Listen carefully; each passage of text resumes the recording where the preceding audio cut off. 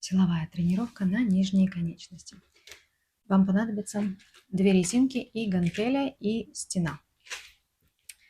Ноги на ширине плеч или чуть-чуть шире, стопы вместе.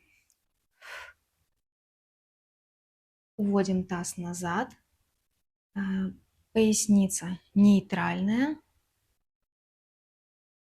Выпрямляемся в тазовых костях.